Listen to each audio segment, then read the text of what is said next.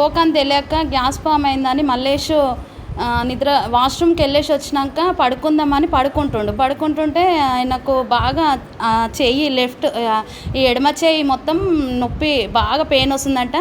అంతకుముందుకు రోజు నాకు బాగాలేదని నేను పడుకున్నా. మల్లేష్ ఎందుకులే మళ్ళీ ఆమెను లేపడం అని నన్ను లేపకుండా మా పెద్ద పాపని లేపుతా ఉండు. అమ్మ నాకు ఇక్కడ చెయ్యి నుంచని ఇక్కడ చెస్ట్ పెయిన్ వస్తుందమ్మా లేవంటే ఆ పాప ల్యాబ్కి వెళ్తుంది కదా, ఆ రోజు ఆమెకు హాలిడే. అయితే నాన్న నాకు ఈరోజు లేదు నేను పడుకుంటా అని ఆ పాప చెప్తుంటే లేదమ్మా నాకు బాగా పెయిన్ వస్తుంది అంటే మా రెండో పాప లేచి ఏంది నాన్న ఏందంటే అమ్మ నాకు ఇట్లా నొప్పి వస్తుంది అని అంటే అని గ్యాస్ ఫామ్ అయిందేమో అని సిరప్ ఉంటే తాపిచ్చిరు పిల్లలు. అయినా కానీ తగ్గకపోతే ఇంకా అసలు నాకు అవుతలేదమ్మా అని ప్యాంట్ షర్ట్ వేసుకుంటూ తొందరగా కిందికి వచ్చేసిండు. మెట్లు మా సెకండ్ ఫ్లోర్లో ఉంటాము, కిందికి వచ్చేసి అక్కడ నిల్చుండు. పాప ఆటో బుక్ చేస్తుంటే కూడా ఆ టైంలో బుక్ అవుతలేవు.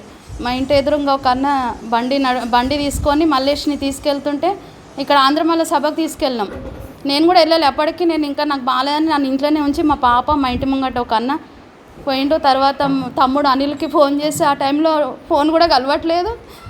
అసలు చాలా సిచ్యువేషన్ అప్పుడు అంత ఘోరం ఉండే. అయినా కానీ ఇంకా దేవుడు అట్లా నెట్టుకపోయిండు ఆయనని. ఆంధ్రమల్ల సభకి వెళ్ళినాక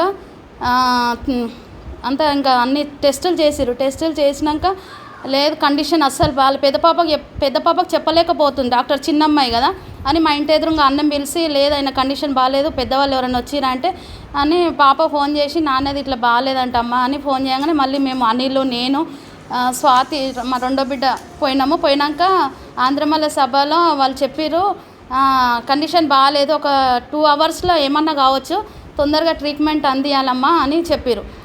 ఒక రోజుకి 30-40 వేలు అవుతాయి అమ్మ అన్నారు.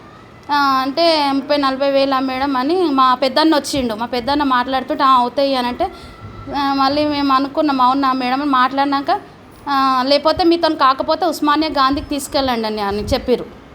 అంటే గాంధీ ఉస్మానియా అంటే ఇంకా నేను భయపడే ఎట్లా మేడం అంటే మరి తొందరగా ఆయనకు ఒక 1-2 అవర్స్లో ఏమన్నా కావచ్చమ్మా, మీరు ట్రీట్మెంట్ తొందరగా చేయాలి ఏదో ఒకటి చెప్పండి ఆలోచించంటే నాకు ఎందుకు ఆలోచన వచ్చి ఎమ్మటే స్వరూపకు ఫోన్ చేసిన, సిస్టర్ స్వరూపకు ఫోన్ చేసి అమ్మ ఇట్లా అన్న పరిస్థితి ఇట్లా అయిందిరా ఇట్లా అంటే అక్క ఇమ్మీడియట్గా మీరు తీసుకురండి ఏం కాదు అని స్వరూప చెప్పంగానే మేము నిమ్స్కి వెళ్ళి మళ్ళీ అక్కడ అడ్మిట్ చేసినాం. అడ్మిట్ చేయక ముందుకే స్వరూప వచ్చి డాక్టర్తో మాట్లాడుతుంటేనే ఆయన మళ్ళీ మా పెద్దన్నకు మా రెండో పాపకు పిలిచి ఆయనది ఏమన్నా చెప్పలేము మేము, పక్షవాతం అన్న రావచ్చు లేకపోతే ఏదన్నా ఒకటి అవుతుంది అని 2 రోజులలో మేము ఏం చెప్పలేమని అక్కడ డాక్టర్ చెప్పిండండి.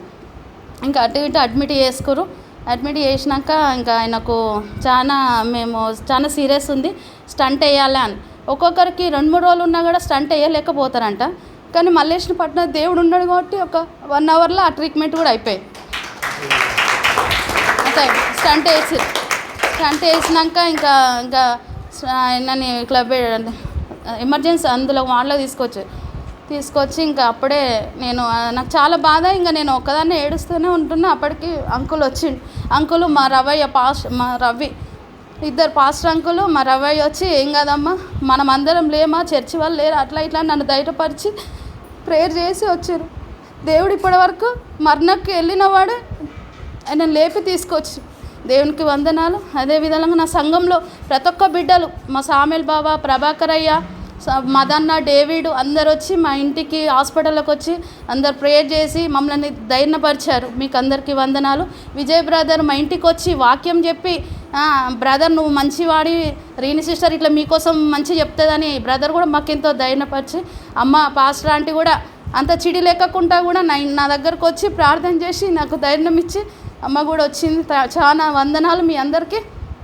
సంఘంలో అక్క వాళ్ళు కూడా అందరు వచ్చారు ఇంటికి, మీ అందరికి కూడా చాలా వందనాలు అక్క, బ్రదర్స్ కూడా చాలా వందనాలు. ముఖ్యంగా నా సాక్ష్యం ఏంటంటే దేవుడు మరణానికి ఎంతోమంది స్ట్రోక్ వచ్చిన వాళ్ళు ఉండట్లేదు అసలు, కానీ ఆ టైంలో నా భర్తని కాపాడి బిడ్డని ఇప్పుడు సజీవ లెక్కలో నిలిచిపెట్టినందుకు చాలా వందనాలు. అదేవిధంగా ఒక స్టంట్ వేసినాక ఇంకో 2 ఉన్నాయి, 3 బ్లాక్ అయినాయి అని చెప్పారు.